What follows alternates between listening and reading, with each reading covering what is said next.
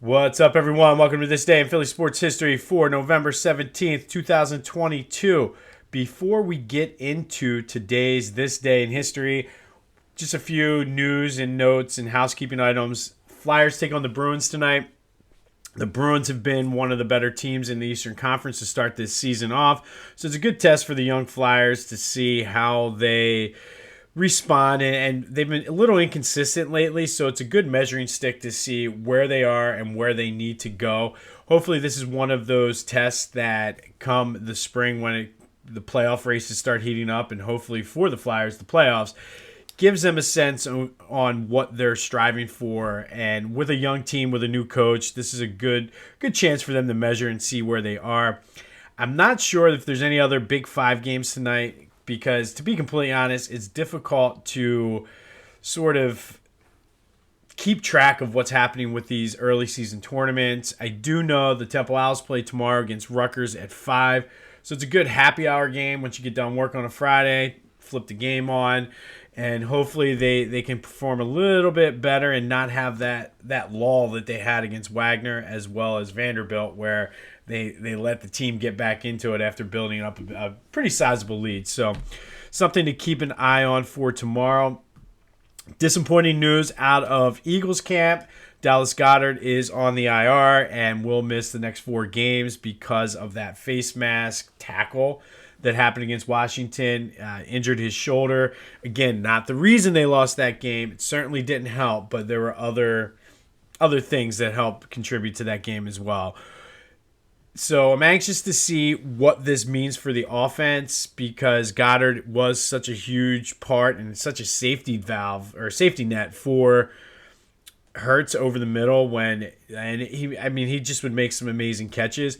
Jack Stoll steps up into the starting role now. He's a second-year guy, undrafted free agent out of Nebraska.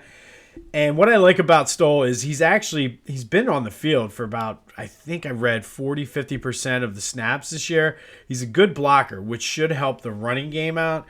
But what he really needs to do, I want to see how Hurts is able to incorporate him into the passing game. It should be interesting to see. And luckily they have the Colts, which I think last week was fluky. I think the emotion of Jeff Saturday and people doubting and questioning why he was given the job, I think they came out and played for him. So I don't know if that's what we can expect moving forward. I will say they better do a better job stopping Jonathan Taylor on defense than what they did with the guys for Washington last week, or else it could be a long day. And I think Washington put the blueprint out there on how to beat the Eagles. You keep the offense off the field. So what I want to see from them is a better effort on defense. But Jack Stoll steps in to replace Dallas Goedert, so we'll see how that impacts the offense. You're missing a big chunk of receiving yards there, but Stoll is also a better blocker, so I don't know if somebody else is going to step in and maybe JJ Arcega-Whiteside is still available. But other piece of news is Bryce Harper is going to get surgery on his shoulder or elbow. I guess it's his elbow next Wednesday, and hopefully he'll be out until, I think, like they're saying right around end of May, beginning of June, mid-June. So we'll see how it goes. And I did see some people questioning on Twitter why he waited 2 weeks after the season to get the surgery. And look, I mean, it was a long season. He was trying everything. I mean, you're going to try your best to avoid surgery, and he was just getting the next opinions and what could have. Don't question him at all because of what he did, how he came back from the broken hand, how even though he had the elbow injury, he still battled through for most of the season. And keep in mind, the guy has a family, kids. A lot goes into that decision. I think sometimes we forget that these athletes are human beings first. So I don't care that he waited 2 weeks. And in the grand scheme of things, that early in the season, 2 weeks is not going to make that much of a difference. And I think they have enough guys, and they've shown that they rally around when he is out of the lineup. So I think they're going to be okay. Wish him the best of luck with that. All right, and we are going to record a Back to the Future tonight. I don't know when I'll be able to get it posted, whether it'll be tonight or first thing in the morning, but we're going to be talking about that 94 Eagles team. So be on the lookout for that. If you haven't done so already or you're not aware of what that is, Back to the Future is another podcast I do, which is a little bit longer, and what we get into more in-depth specifics of Philly sports. So we're going to talk about that 94 Eagles season and what impact it had on the franchise moving forward, what went wrong, what went right, those types of things. So make sure you're checking that out wherever you get your podcast.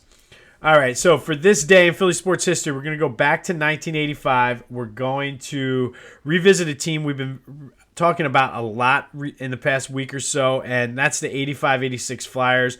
Last week we had talked about Pelle Lindburgh dying on November 11th.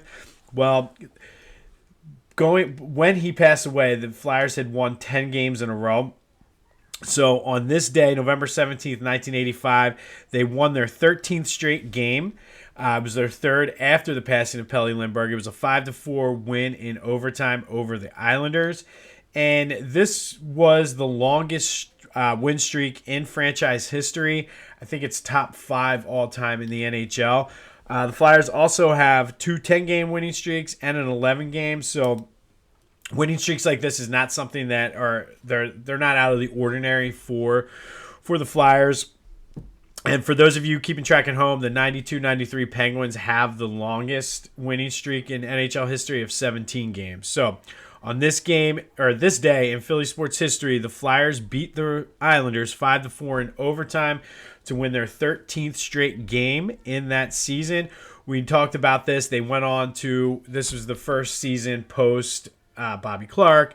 They would go on to win the Patrick Division title, but lose in the first round to the Rangers.